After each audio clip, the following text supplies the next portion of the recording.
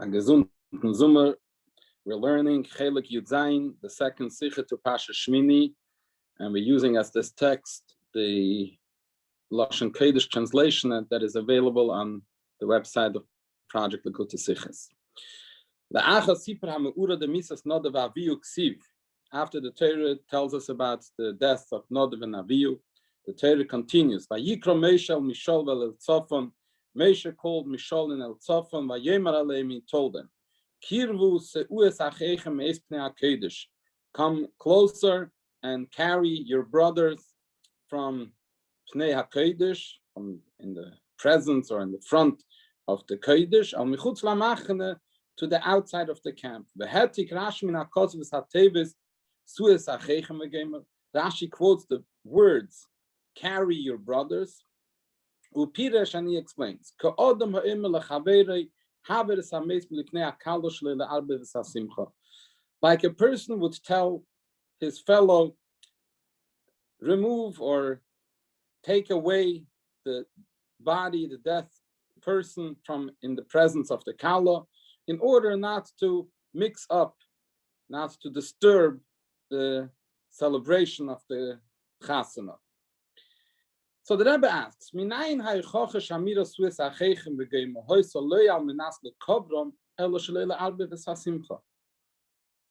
Rashi take it from? That the purpose of Moshe's telling Mishol and Al-Tzafon that they should carry their brothers wasn't simply to take them out of the Mishkan to be buried. That is the simple reason why he asked them to carry them out. And Rashi says that the purpose of these words, the intention was that the simcha should not be disturbed. The celebration shouldn't be disturbed. Biura mefarshim.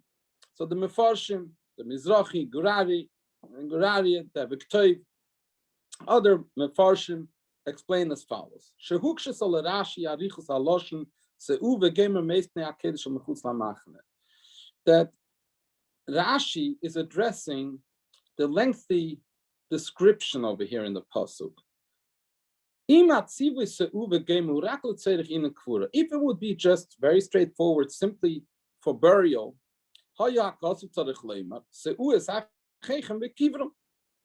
she could have said, carry your brothers and bury them. The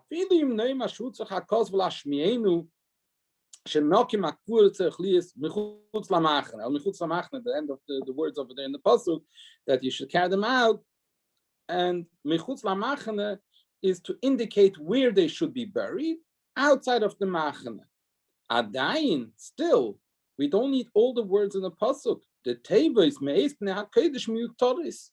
The words from the presence of the kodesh is still not needed. So the fact that the Torah writes all these words implies that it's not just a technicality that Moshe Rabbeinu is telling Mishol and Tzafon to carry them out for burial purposes. Rather, there is something else going on over here in the message of Moshe Rabbeinu.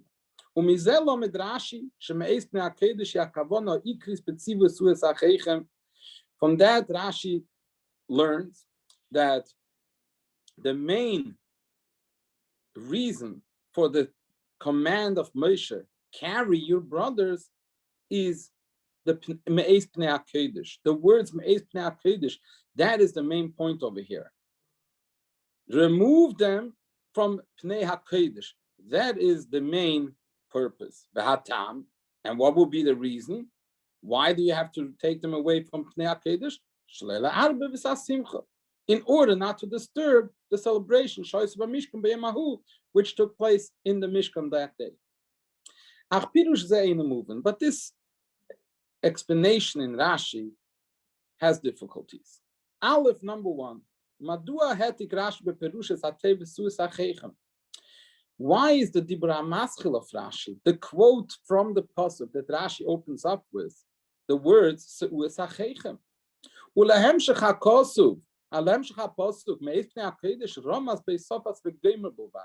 continuation, the words Rashi doesn't quote, He just alludes to them by writing the Gomer, etc. If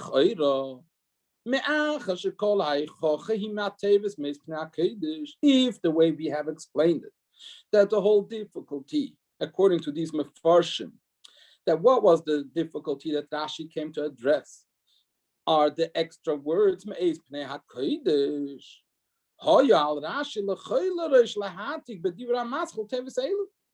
So these are the words that Rashi should have, according to this understanding, quoted from the pasuk, and he does not. Beis ve'ikar, and the second question Rabbi says is ikar, is an even stronger question.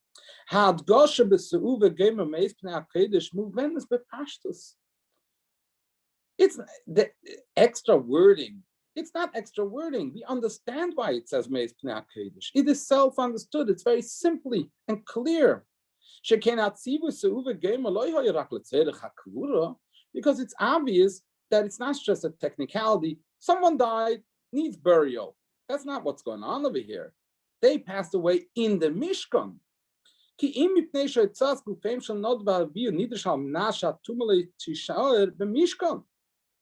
The whole reason is because you're not allowed to leave Tumah any extra minute in the Mishkan.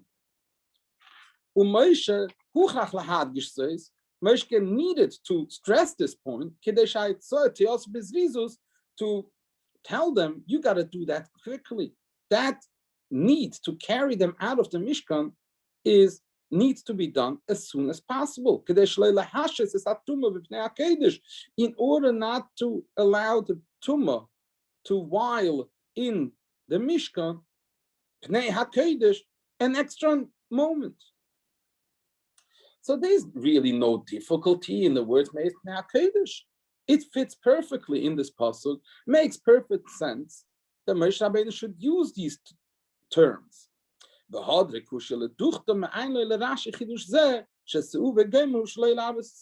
we come back to the original question. Where does Rashi take it from? That what Moshe Rabbeinu was telling Mishael and El Tzafam here wasn't just a simple point. Nadav and Avihu died in the Mishkan.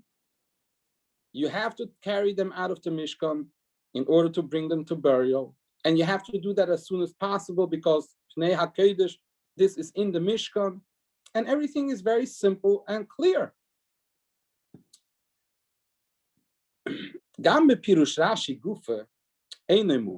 Also, when we look in the words that Rashi explains, there as well we have a difficulty.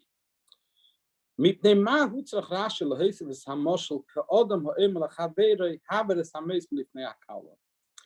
know that whenever Chazal, Rashi, Torah, literature in general, gives us a mashal for something, it is because there are things that are a little bit difficult to understand without a mashal. And the mashal makes it easier for us to understand. The analogy will make it easier. But here, why do we need a mashal? Besides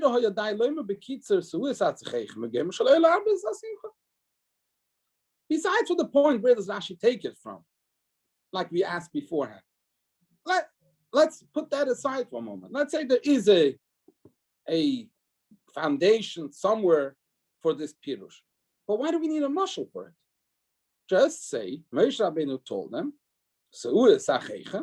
in order not to disturb the celebration. That's it. This is a very simple concept. We know there was a celebration going on. We understand that having two dead bodies in the Mishkan in the middle of this celebration will disturb that celebration. And that's it. No need for a mashal from a kala and a mace. And when we look into the sources, this will become even more difficult.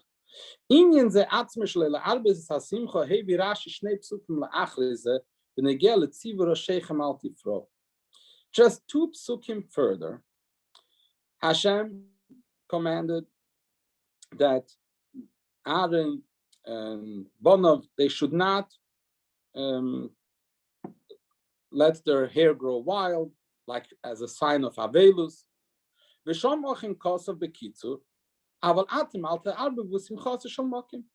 And over there, Rashi explains why not, because by them conducting themselves in a manner of Avelus, mourning, that would also disturb the celebration of HaKadosh Baruch Hu, the celebration of the Chanukah HaMishkan. So over there, Rashi doesn't give no mashalim. Rashi just says, but you should not disturb the simcha of Hashem. So why here, which is seemingly the same idea, Rashi has the need to bring a mashal. Although you could say that two psukim later, Rashi doesn't have to bring the mashal again because he's relying on the mashal that he brought already just beforehand, two psukim before, says the Rebbe, but that's not so simple. We already find such an idea in Chumash Shmos, in the end of Parshas Mishpatim, ala pasuk by Yiras Olekei Yisrael, where it says that by a mountain Torah, after mountain Torah, by Yiras Olekei Yisrael, they saw HaKadosh Baruch Hu Kivyochel, Shapirish Rashi, Nistaklu v'nischai v'miso. The Skenim, they looked, and they were Nischayev Misa. But Hashem did not want to disturb the celebration of the Torah, so therefore he didn't punish them right then and there, but he waited with the punishment till a later point. And over there, Rashi also does not bring the mashal of the kala and the mace. And over there, we can't say that he's relying on the previous Rashi. So we see that the idea Shlei Le'arbev does not require a mashal. So how come that here, in this pasuk, where Moshe is telling Mishal El Tzafon to carry out the bodies of Nadav and Avihu, here Rashi says, suddenly Rashi brings in this mashal. Why? So why does Rashi here needs? Why does he need the mashal? What detail in this pasuk is not understood for which we need the mashal? In addition to the above,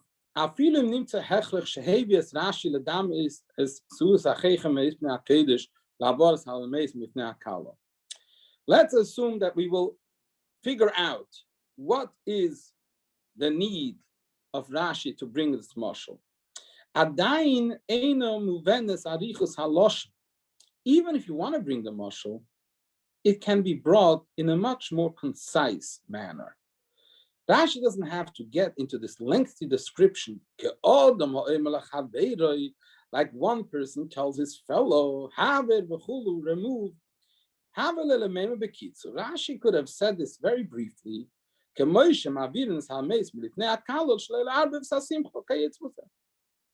Just like one will remove a dead body from the presence of a kala not to disturb the simcha. Or some other short version. The one person telling another person is not really needed for the idea that we remove the dead body from the presence of the kala not to disturb the simcha. That's all. And really, the question is an even greater question. We look in the source. This comes from the Gemara Ksubis. Over there, the Gemara doesn't say this as something that people say Elokedin. Over there, this is actually a halacha. That when there is a funeral procession and there's a kala, we divert, reroute the funeral procession from the presence of the Kala. And that's a halacha. Im kain, madua hoisiv Rashi. So why does Rashi add on the words and by adding on these words, like one person will tell another person, Rashi actually takes it to a lower level of importance. If it's a dictate of halacha that you have to do that, that's much more powerful than there's something that people say. Some people feel that way. It seems just something that someone might say to someone. So Rashi is diminishing the importance of it.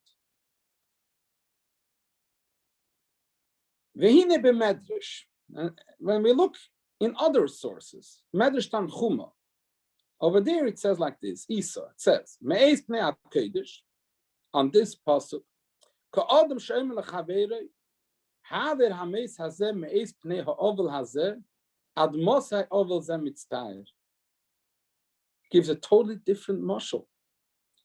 Not to remove the dead body from the presence of a kala, but to remove the dead body from the presence of the mourner, because the mourner is overdoing his mourning already. And so we say, let's move on and let's get to the burial so that the mourner shouldn't mourn so much. And a different version, I'm sorry, the first one was in Medrash Rabbi and Psikta Rab Kana and other Medrashim. This one is in Medrash Tanchuma. Ka'adam milifnei aviv, that the Medrash Tanchuma puts it in the context of a father who lost a child, and we say remove the dead son from the presence of the father. Until when does the father have to see his dead son in front of him?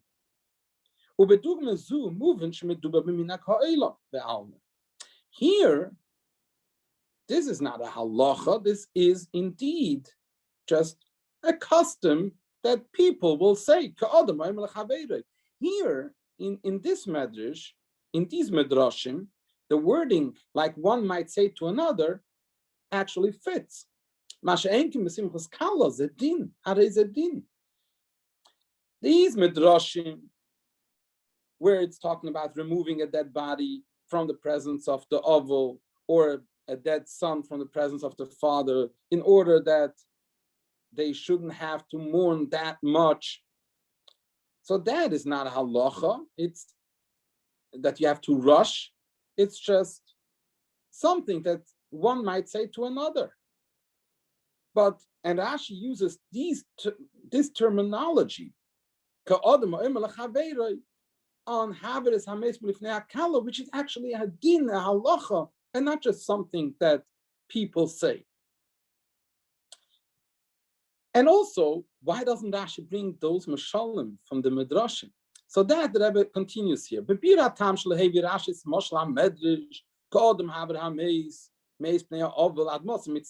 reason why Rashi doesn't bring that mashal, because over there, what is the meaning of the medrash? That we need to remove the mace in order to remove the pain and the anguish of the mourner. Same thing, the anguish and the pain that the father experiences over the fact that his son died. Because of so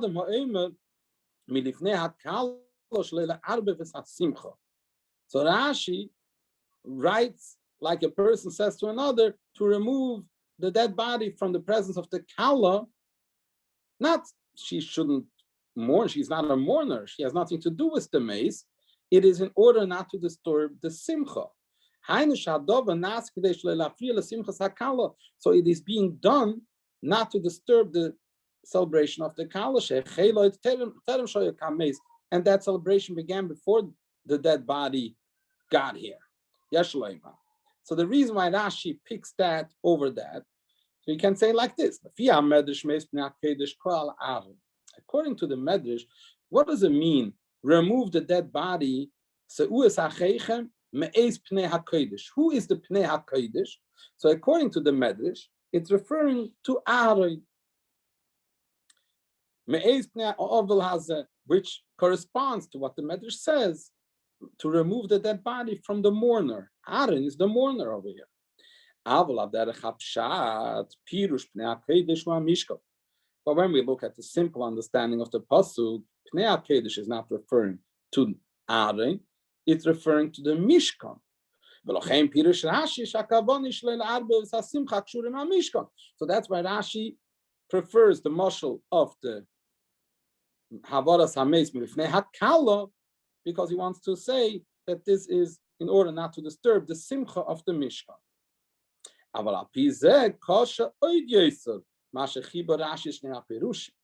But that makes it even more difficult. Why does Rashi combine the two perushim? On the one hand, he uses the terminology of the Medrash that it's which is like a minhag people do. But then he brings the concept of removing the mace from the presence of the kala, which is actually a din. Another point we need to understand.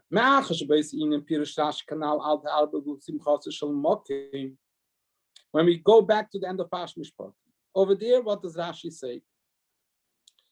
That, I'm sorry, two psukim later, where it says that that they shouldn't behave like Avelis. So Rashi says that you, Aaron and Bonov, should not disturb the simcha. Whose simcha? Simcha shel mokim, the simcha of Hashem. So if that's the point, then why? Then here Rashi should have said the same thing.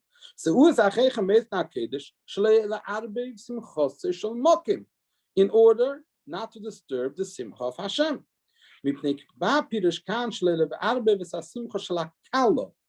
But the mashal is not to disturb the simcha of the kala. Now, who is the kala in the nimshal?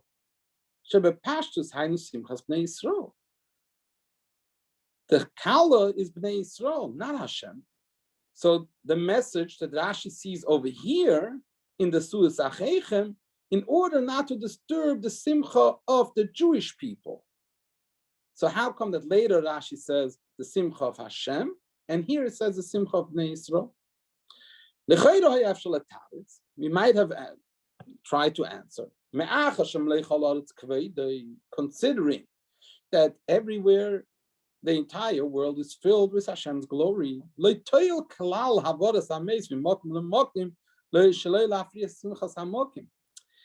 Removing the dead body from one location to another does not really help in the not disturbing Hashem's celebration. Hashem is also found outside of the Machane. So by removing the dead bodies from the Mishkan to outside the Machane, if the dead bodies disturb the Simcha of Hashem, it will disturb the Simcha of Hashem outside the Machane as well.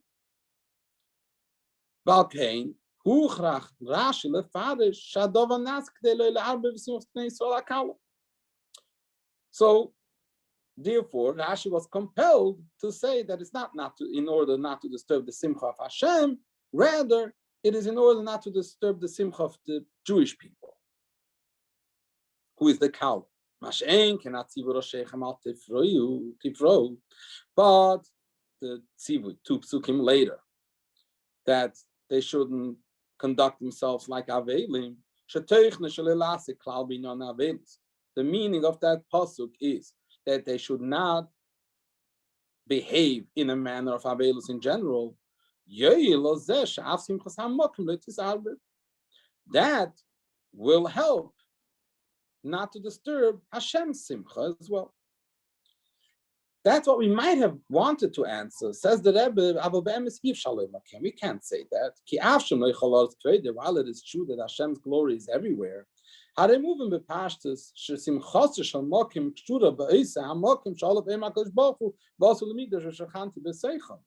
is still understood that Hashem's celebration is linked to the very place about which Hashem says, make for me a mikdash and I will dwell in them.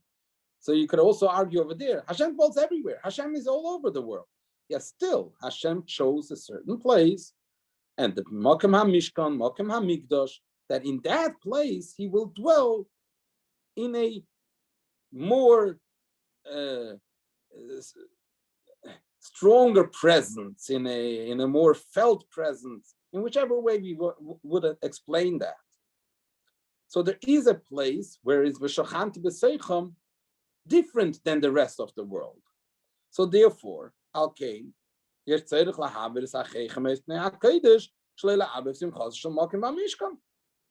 also the Simcha Hashem in the Chanukas HaMishkan is more in that place than anywhere else. So it would make sense still to say, remove the dead bodies from the Mishkan in order not to disturb the Simcha of Hashem in that place specifically.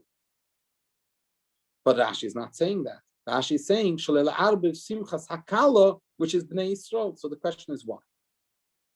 The explanation of all the above. There are two things two wonderments that come up, two questions that are raised immediately as we learn this pasuk. One general question, and the second one is the word achechem. And because of that, Rashi quotes these words from the pasuk. These words, because in the words in general, carry your brothers, etc., the whole context of the pasuk, and specifically the word achechem, that is where the difficulty lies. In the pasuk in general, what is not clear, why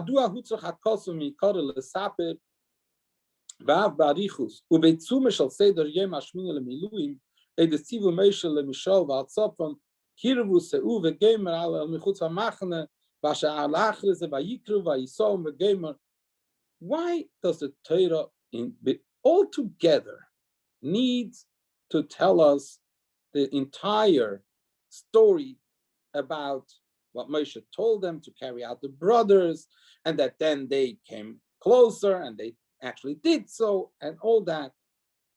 Why does that need to be told?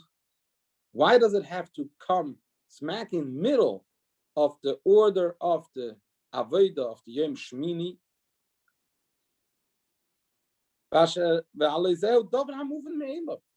This is something that is really clear on its own. It's self-understood. Let's say the Torah would have just recorded that they died. What would we have thought? We would have thought that they were just left there, lying throughout all the continuous celebration of the Yom HaShmini.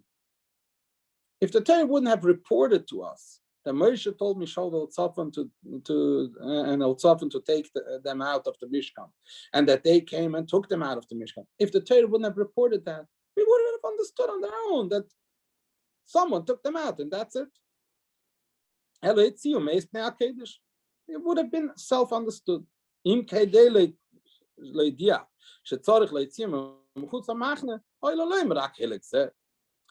the point was that it's not enough to remove them from the Mishkan, but they have to be actually taken out of the Machane altogether, so then report that detail. Or that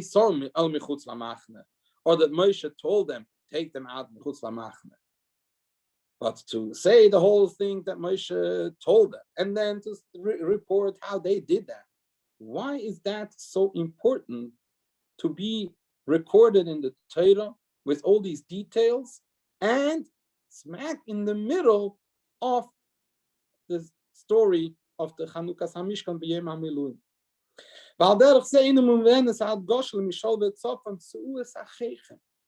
Also, why is he referring to them? Carry out your brothers. These are your relatives. Why is that so relevant? When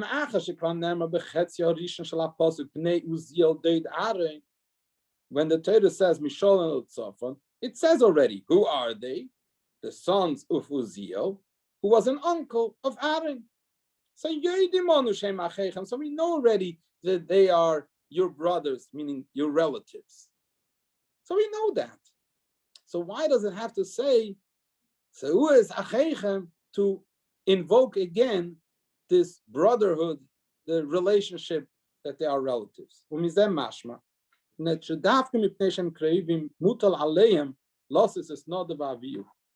It seems that the reason why they are the ones who have to take them out is because they are krevim, they are relatives. So the question is, why? Ain't a movement. It's not understood. Aleph, why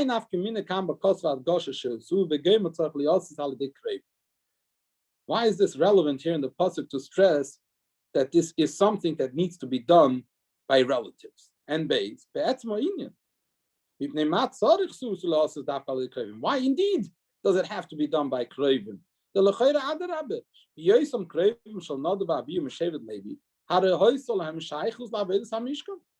By being Levim, there weren't Kehanim, only Aaron and Bonner were in this Kaddish Pekuna, but they were from Shevet Levi, so Levim have a connection to the Aveda in the Mishkan. Because although the Torah did not yet tell us that the Levim are supposed to serve in the Mishkan, but nevertheless, because this is something that is only reported in Sefer Bamidbar, how the Levim were appointed to help the Kehanim in the Aved of the Mishkan and so on, and all the things that the Levim had to do in the Mishkan. But nevertheless, the Ben Chomish Lemikra is aware already about the fact that the Levim are doing Aved in the Mishkan, because he already learned it in Rashi, in Parshas Vayechi. Yaakov Avinu said that Levi shouldn't carry his Orin out of Mitzrayim, and Rashi says because they will in the future serve in the Mishkan and in the Beis Hamikdash. So that means that the Ben Chomish Lemikra already knows about the concept that Levim do Aved in the Mishkan. And because the Levim take part in the Aveda, so it makes more sense. It should make more sense that they should not become Tamei. They should remain in Tara state in order to be able to partake in the celebration of the Mishkan of the Yom Shemini Miluim. And some Yisraelim should do the job of taking out Nadav and Avihu and bringing them to burial. Yeseder means more than that.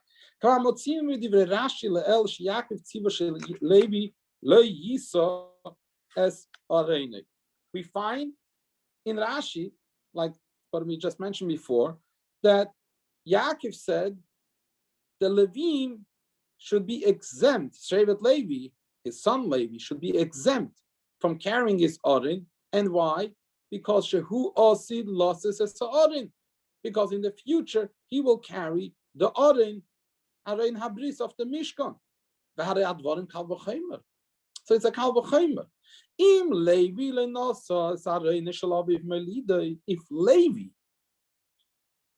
shouldn't carry the Orin of Yaakov, of his father who gave birth to him, and why not? Because generations later, Bamishkan, who he will carry, but it's not him, it is his Shevet, his descendants, a few generations down the line, also lost his Orin, will carry the Ori.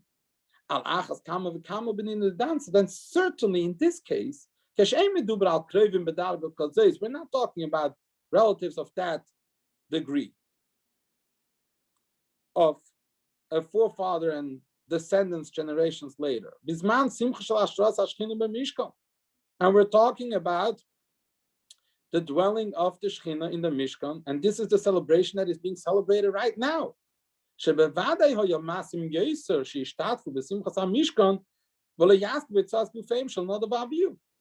It would make sense that they should not be the ones to carry out Nadav and Avihu and become Tameh and deal with that. Rather, they should take part in the celebration of the Mishkan. Mitzad Beis Shailas Eilu, Hichriach Rashi. Due to these two questions, Rashi was compelled, Asher Aleph 1, Inyan Tzu V'Geima Eino Letzerach HaKfur B'Lvad. Rashi sees in this the fact that the Torah reports this in the midst of the celebration and the Seder HaYom of the Yom HaShemini Milui. And the fact that Moshe Rabbeinu said, no, you should be the ones to do this. Rashi sees in that it wasn't just the technicality to bringing them to burial. Or it's just a technicality to remove the tumor from the Mishkan. Because that indeed was something that we would have understood on our own. The Torah doesn't have to tell us that. Ella, rather, what is it all about? Rather, that somehow this is part of the Shemini Lemiluim Seder. The base, and the second point that Rashi understands, that Nidra Shadovra Yosal Deachechem, and because of that, it does need to be done by the Levim, by the relatives, Mishol El Tzofan Dafke. And we're going to see soon why that is so. Velochem Pirish Rashi. Shetam Ha'irah Seuve Geimer Hushleila Arbe V'Sasim Choshis Kaima B'Mishkan B'Shmini Lemilu. That's why Rashi says, number one, the purpose of this is not to take the dead bodies out of the Mishkan. It is not to bring them to burial. Of course, that was what they did, but the point that Moshe Rabbeinu is making is something else, and that is not to disturb the simcha that took place in the Mishkan on that day. And to stress that point, the Torah adds on the words Meis Pnei HaKodesh.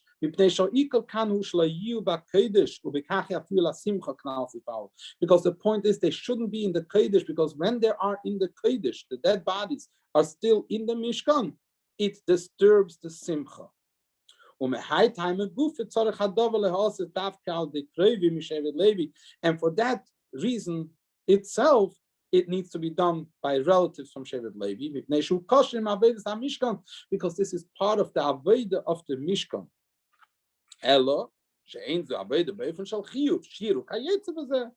Just that in this case, this is not part of a positive Avodah, like the Levim would sing Shir in the Mishkan.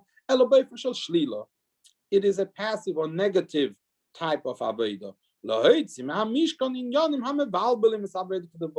To remove anything that disturbs the proper Avodah.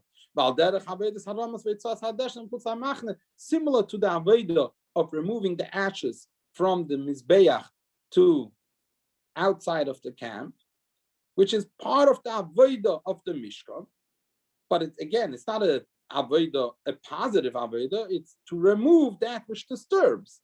So this is also part of the Avodah HaMishkan, to remove Nadav and Avihu in order not to disturb. So seen from that perspective, Mishol and El Tzofan were still part of the celebration of the Chanukah HaMishkan.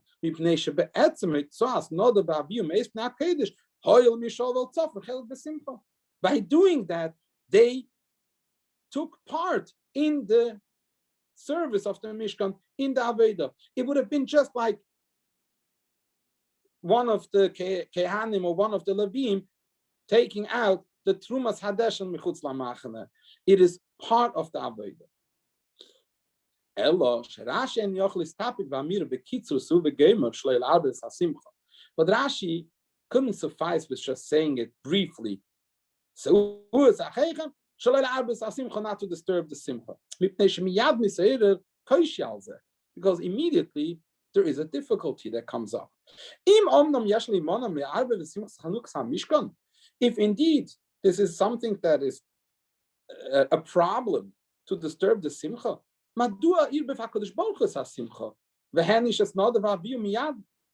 how come Hashem disturbed the simcha by punishing Nadav and Avihu immediately? Why didn't HaKadosh Baruch Hu wait with the punishment until after the Yom HaShmini L'Miluim?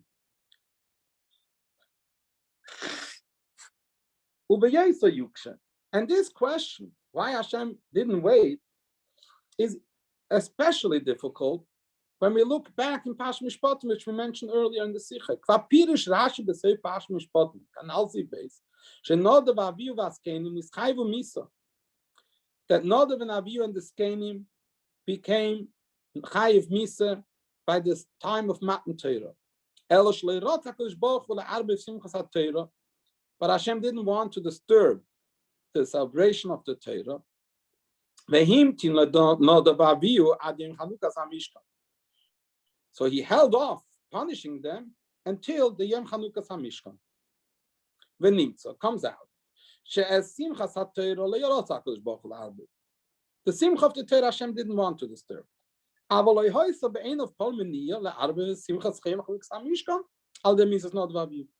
apparently, Hashem had no issue, no problem, disturbing the simcha of Chanukas HaMishkan by the death of Nadav and Avihu.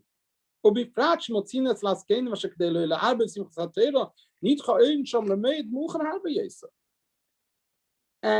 we see that Nadav, Avihu, and the Skenim became Chayiv Misa back then by Matan Torah. So Nadav and Avihu were killed on the day of Chanukas HaMishkan, but the Skenim, they lived on even later, and they were punished only many years later. So how come that Nadav and Avihu, Hashem had to kill them on the Yom Chanukas HaMishkan?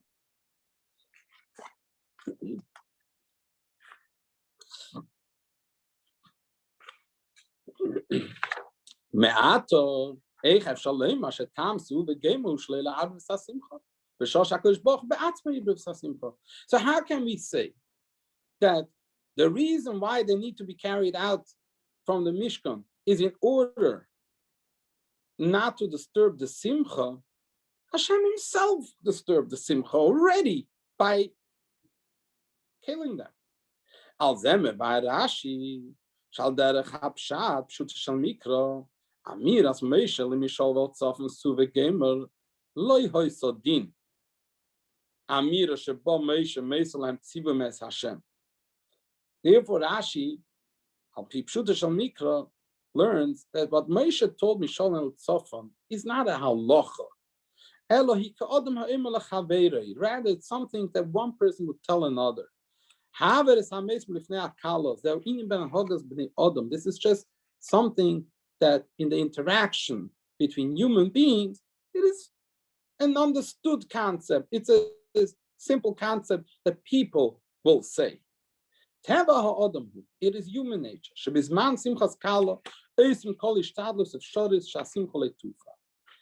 Everybody knows when it comes to a celebration of a wedding, any effort will be made that the celebration should not be disturbed. And for that reason, a dead body will be removed from the presence of the kala. And we also carry the dead body through a different streets, a different way, to ensure that the kala should not be met and on her way to her wedding.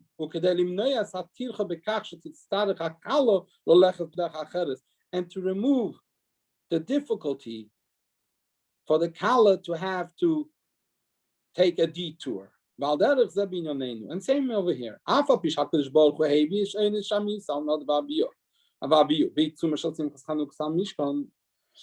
it is a fact that Hashem Bepoyel brought the Einesh Visa on Nodvin Aviyu in the midst of the Simchas Chanukah Mishkan, in other words, we see that for whatever reason, this was Hashem's will. That there should be some type of painful experience on that day of the Shemini Lemiluim. But Bikesh Moshe, nevertheless, Moshe requested that nevertheless we should try whatever we can. What Hashem did, He did. But that doesn't mean that we should not try to still minimize at least the simcha of the Jewish people. And that's why Moshe said, like one would say to another, we can't invoke here a halacha. Halacha is Ratzon Hashem. The Ratzon Hashem apparently was that Nadav Avihu should die in the Mishkan, in the midst of the Yom Shemini Lemiluim. So that disturbance of the Simcha is already a fact. It already happened. So to invoke here suddenly the din, that doesn't really fit. But nevertheless,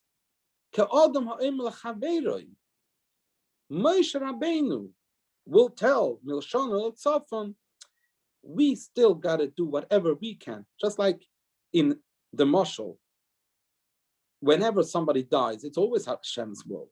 And if that happens, and there is a kala that needs to go to her wedding, and somehow they might meet up, it is up to us, and over there it's a halacha, to minimize the tsar, and therefore the kala should not meet the dead body. So we will mavir in the hameis.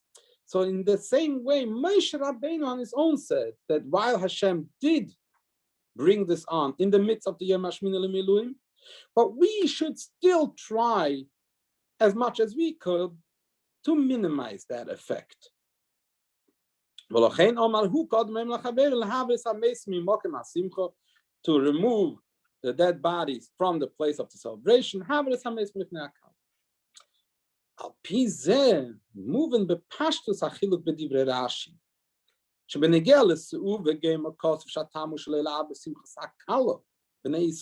So now we understand very well why Rashi, when he's talking about this pasuk, he says not to disturb the simcha of whom? Of the kala. Not like what he says later on, two psukim later, that Aaron and the laws of his summer shouldn't behave in a manner of Avelus.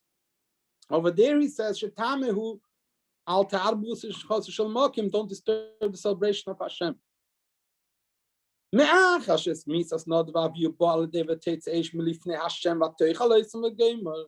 Considering the fact that the death of Nadav and Avihu wasn't just a natural death, they happened to die at that time.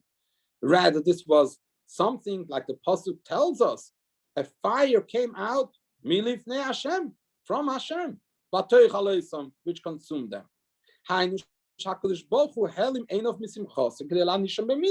In other words, Hashem himself, so to speak, overlooked his own simcha in order to punish them with death. It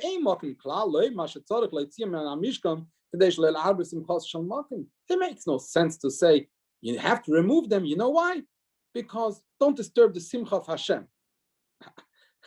Hashem already disturbed that simcha himself. So there's nothing that we add to that.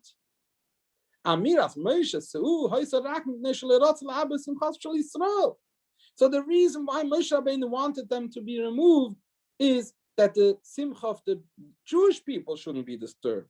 Like we said before, like one person will tell to another, us human beings, we have our issues.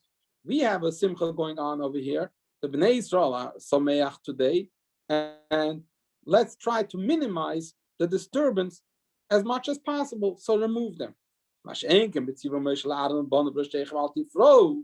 when it comes to the command to Aaron and his sons not to act ba'avelus, asher aleph uleika adamim lachavir. This is not like one person telling another, Elo halacha shemoshe moslam b'shem Hashem. Rather, this was a din, a halacha that Moshe gave over to them in the name of Hashem. Kechol halacha Torah, just like any other halacha in Torah.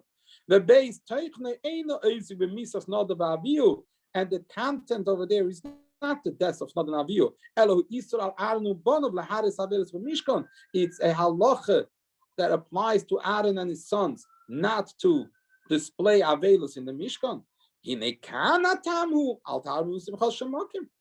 The reason for that halacha is not to disturb the simcha of Hashem. Simcha shel makim b'chanuk Mishkan arei kshura im avelis Arnu Bonov Mishkan. The simcha of Hashem in the Chanukah Mishkan is linked to the avodah of Aaron and his sons in the Mishkan on that day.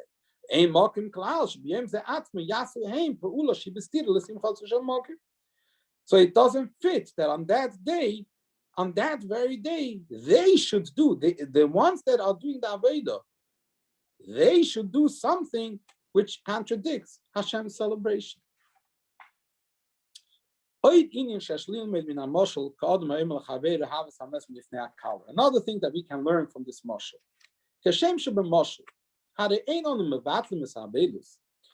In the mashal, we remove the maize from lifnei hakala, granted, but we're not taking away the avelus. We just remove it from the place of the kala of the celebration. Same over here. The aninus, the mourning, the initial pain over the death of Nadav and Avihu, that wasn't taken away. It was just that pain and those emotions should not be expressed, should not be shown and displayed in the place where the celebration took place. But it was there. It still existed in their hearts. And that explains something which is very strange. Seemingly. When Moshe Rabbeinu heard that the goat, the chatos carbon of Rosh Chodesh, because that day was Rosh Chodesh Nisan, so there was a side of Rosh Chodesh, and they burnt it. And Aaron and Banov did not eat that carbon like they ate the other two chatois of that day. So Nema, it says in Pasuk, Moshe Rabbeinu was angry, and he told them, how come you didn't eat the chatos? Why did you burn it? But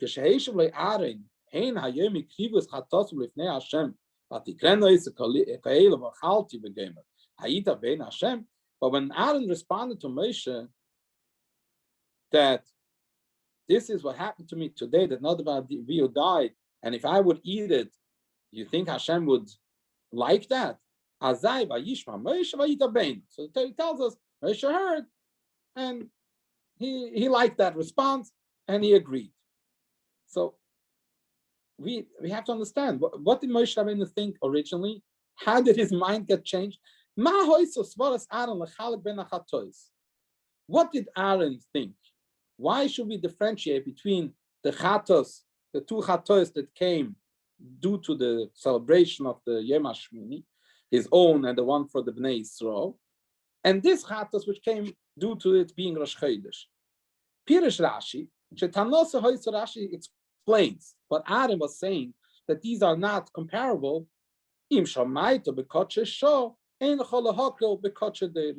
Aaron basically told Moshe, you heard that the chatos should be burned, but that is kodesh shah. These are the temporary korbanos. This is a one-time situation that today it's Shemini lemiluim, so there was special chatos brought, and also shlamim brought for the occasion. About those, Hashem told you.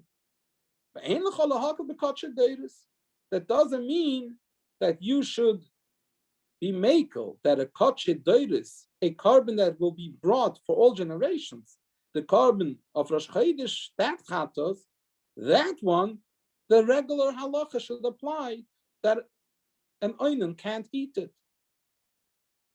So this is what Rashi explains was Aaron's explanation, so to speak, to Moshe Rabbeinu. And once Moshe heard it, he agreed. Tamua b'yesa. Very strange. This differentiation, this is a very, very simple idea. How come Aaron had to explain that to Moshe as some type of novel idea that Moshe couldn't have thought about this? But Yisrael came more than that. Obviously, Moshe was so sure initially that there is no difference. So when he saw that they burnt it, he got angry, got upset at them. And then on the other hand,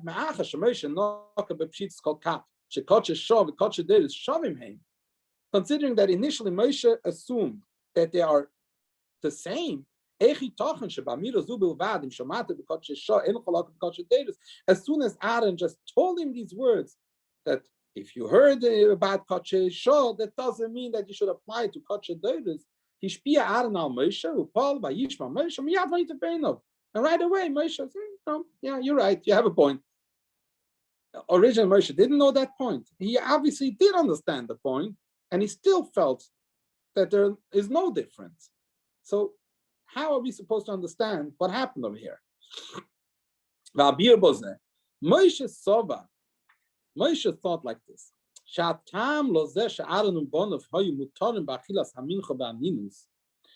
Moshe looked at it like this. Why did Hashem tell me that they can eat the chatois, even though there are oinanim? Moshe understood it to fall under the same category as the halacha that they should not behave be'avelus, not to disturb the simcha of Hashem. From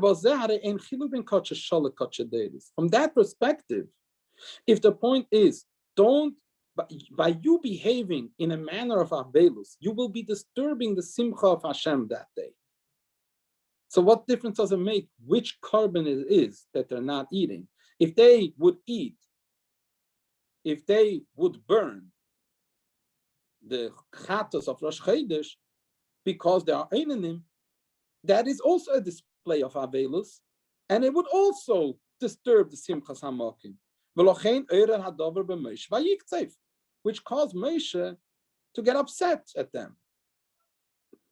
If the whole point is, don't display your avelus in any manner. Because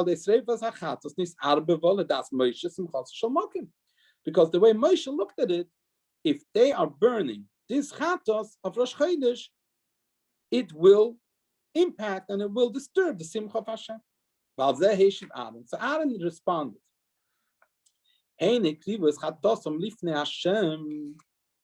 that this chatos was brought before Hashem. What is he trying to stress? Aaron told Moshe, the only thing that is considered lifnei Hashem is the hakrova, the offering of the korban. The eating of the chatos, that is not something that is done lifnei Hashem. While it is true, it needs to be done in the courtyard of the Mishkan, in a holy place. But that is not lifnei Hashem. That is not next to the Mizbeach. Only next to the Mizbeach, lifnei Hashem, is it considered that it would disturb the Simchas Hamakim. What happens outside of that direct, immediate location, that is not considered lifnei Hashem. Where was the Simchas Hamakim? Next to the Mizbeach. In the place where Nadav and Avihu died due to the fire that came from where? Milifnei Hashem. So they stood near the Mizbeach. That is the location of Simchas HaMokim. ויש להם, שמטעם זה הספקת שמחת חנוכת המשכן והבואת ריבה קורבנות על המזבח, which also explains why the Chanukas HaMishkan and that celebration was celebrated by bringing many korbanos on the Mizbeach, because that is the main celebration. That is what the Mizbeach and what the Mishkan is all about. And considering the fact that the emotion of Aninus was not nullified, the only thing that Hashem said is, don't display that Avelus, don't express these emotions in the place of the Simcha, like Haver Hames Milifne Akala to an Aaron. So based on that, Aaron said, what you are commanding us not to disturb the Simcha of Hashem, that applies only to the Avedas that are actually done Lifnei Hashem al yad hamizbeach, next to the mizbeach. But that is not something that applies to the eating of the kochim, which is not Lifnei Hashem, but just general b'teich hakloim within the courtyard. And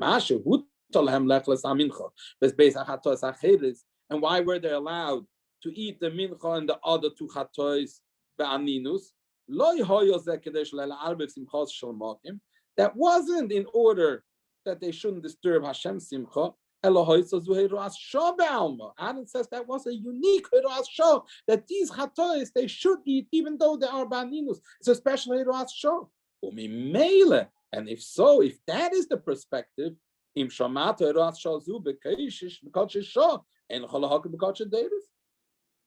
is a hiras shah that applies specifically to the korbanos that are unique to this day.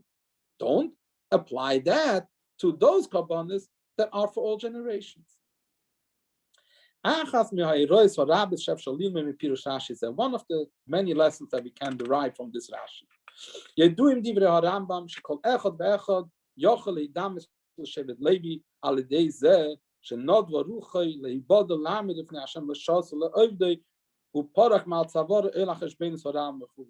Famous words of the Rambam, that every Jew, not only a Shevet Levi, any Jew whose spirit, if a person offers himself and dedicates himself to be separated from the rest of the nation and to serve Hashem, to remove from himself all the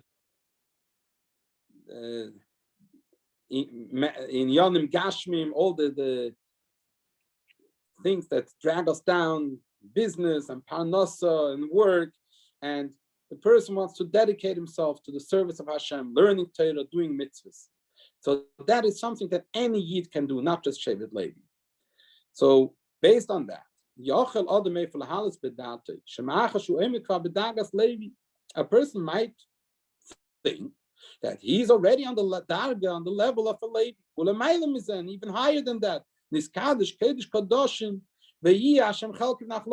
Rambam writes over there, that he becomes sanctified with the holiest of holiest, like a Kohen Gadol, and Hashem will be his lot and his part in life. All of lasik rak binyan shall take kedusha. So the person might think, my only interest should be in matters of good and holiness. If he encounters a situation that requires removing someone from transgression, he says, I have nothing to do with anything out of the realm of holiness. Let the regular Jews take care of these issues. They are busy with all the different cheshbenos of the world, the regular mundane stuff. Comes the lesson Adarabbe. On the contrary, considering that removing the dead from the presence of the Kala is something that is relevant to the celebration of the Mishkan.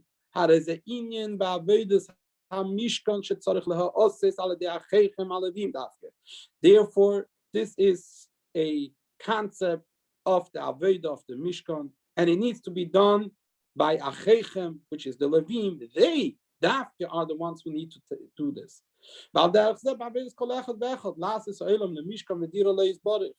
And the same is true in every individual's Avodah to make the world into a Mishkan fashion.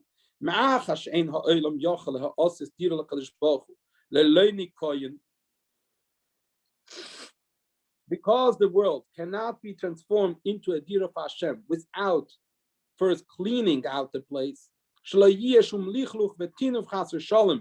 Alter Rebbe says in the Torah, that making a palace for the king, you can't just bring in beautiful furniture. You first have to remove all the dirt.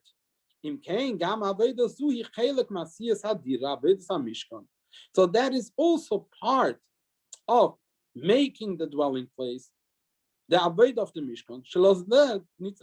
For that, you need a dedicated Levi. Which, as the Rambam says, every Jew who dedicates his life to that purpose, it applies to him. By cleaning the world, by fulfilling all the matters of Sur Merah, all the mitzvahs loisa say, and then, of course, putting in the beautiful furniture into the place, which is the positive mitzvahs. Through that, the world becomes a proper and befitting dwelling place for HaKadosh Baruch Hu, which will be revealed very soon when Mashiach will come and the whole world will be Hashem's dwelling place.